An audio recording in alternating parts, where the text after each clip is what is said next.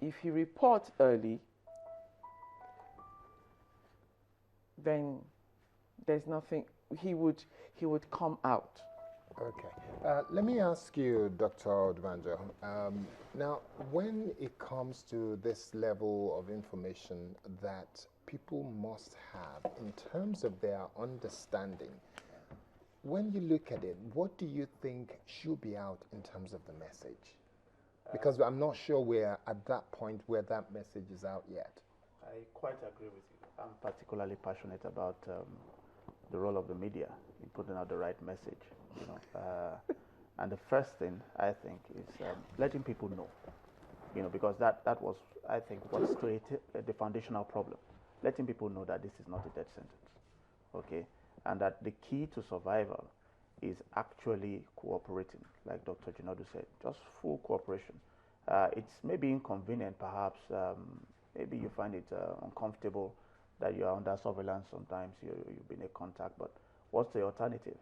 You know, putting yourself at risk or others at risk, you know. So the first thing is knowing that this doesn't mean you will die. Number one, being in contact with someone who has EVD doesn't mean you'll come down with the disease, you know, for sure. How does it play out? Well, again, it depends on your level of exposure, which to an extent, nobody really knows. They have to watch you, you know, for 21 days. And if you're fine, then you're fine. You know, so that's not an issue. And if at all you happen to take heal and you are confirmed to have it, and all that is done quickly, and you cooperate, going for treatment, you stand a very good chance of recovery. You know, we came up with these statistics that we started quoting of 90% will die, and I kept correcting that. Stop speaking definitively, not will die. It's not correct. They found up to 90% dying in the past. The current one says what, 1,500 deaths, 3,000 cases. That's 50%. You know, but again, most of those deaths were in places where the health system had collapsed. Okay, so now in Nigeria, we don't have 50% death rate. You know, as it were, we've had more people survive than died. And the people who have died, like Dr. Enemoah, hid something. You know, he was trying to hide out. He treated in secret. He got sick. He never told the doctor what it was. Why do you think he would have done that?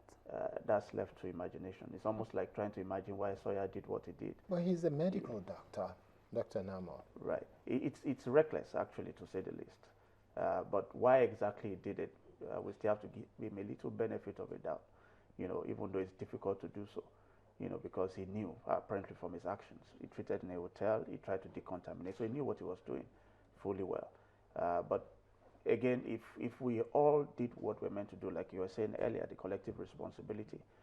So I know that there's a lot of work in terms of public enlightenment. There's a lot more to be done. I've been campaigning for a lot of work with the media, even in terms of right reporting, ethical reporting, you know, and even using the right terms. You talk of how did this man escape, you know, from isolation. I read somewhere, you know, it said he escaped from isolation to Port Harcourt. And I said, no, he was not in isolation. He was being monitored. So there was somebody in touch with him, checking up with him. And then the man decides one day he's in his house. Nobody has arrested him.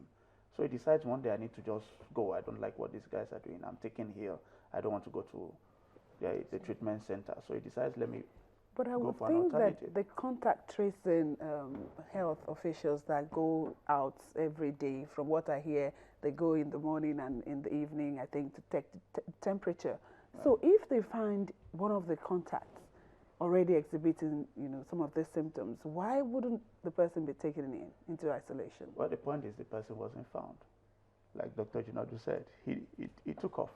Now, I'm not even particular about this ECOWAS person. Right. Why wouldn't the person be taken into... Yeah, that's what now happens. All of them. Yes, when you take heal, they take the person in. Okay, one of the things I'd like to find out, because watching what has happened in the limited couple of incidents in America, those two individuals that were seen to have contacted Ebola and were taken to America, their pictures were in the media, their name was clearly stated, some members of their family were interviewed and they talked about what they're going through. This became an open conversation, right, and people could relate with it. And I guess that kind of like would have taken away the stigma. And when eventually the man was declared... And not just stigma, you know, people would now educate people and say, okay, this person has it. Not in terms of stigma, but in terms of knowing that he has it, then you limit contact with such person. So why are we not doing this? Because we don't even know. We only hear of cases and patients. We don't no even names. see. We don't even have the Why center. are we not making it open enough for people to have clear understanding? You need the patient's or the person's permission to do that. And once we have that, the government would do it. But until... Are we making effort to get the permission Oh, when to they're say, leaving, they have the opportunity of having media coverage, of talking about their experiences, but we have not received the green light from any of the survivors. They don't even have that, because the opportunity you just mentioned, because the media, we do not even know when these people are discharged. They don't want it. They don't want it. Okay. So they have been asked. You're clearly stating that they have all been asked that we need to get this in the public domain. You're doing a national service, a public service, by discussing this, and they have all turned it down. Not put in black and white, but they have had the opportunity to share their stories. Nobody has taken up that opportunity. Okay, Dr. Uduban just said something about the first set of information that came out on Ebola in Nigeria, like painting it like it's a death sentence. Now, would you say that information has also, plays a big role in people wanting to hide away and not report whatever symptoms they have? That information was not right, and it was not given by the authorized bodies. It is not 90%. Even today, Liberia, with all its challenges, has 42%. And therefore, it was misinformation taken up by the media that caused some degree of panic. Okay, let me go to Dr. Idowu. Again, you are a member of the team, of the Ebola team. Would you say the treatment, because as the information came out earlier, that there's no treatment, there's no cure, would you say the treatments that they are receiving now is commensurate with what they're doing outside of the country? Okay. First of all, there is no cure, like is being said. Then the treatment is supportive. If a person comes positive with the for the EBD, and we manage the symptoms, like the person has fever, the person is vomiting, is having diarrhea, you replace the fluid that the person is losing, or else the organs, there will be derangement in the levels of the electrolytes, there will be imbalance. So those are the kind of supportive treatment that we are talking about. And then it's commensurate with what is being outside. It's just supportive treatment. The person, then psychologically, the person has to be balanced to get well. We're trying to, what the management is building up the body's natural response to fight the disease itself, the virus itself, because naturally the disease will take its course if there's no intervention. So we do is replace the fluid that is being lost, manage all the symptoms, and then so the supportive treatment is commensurate.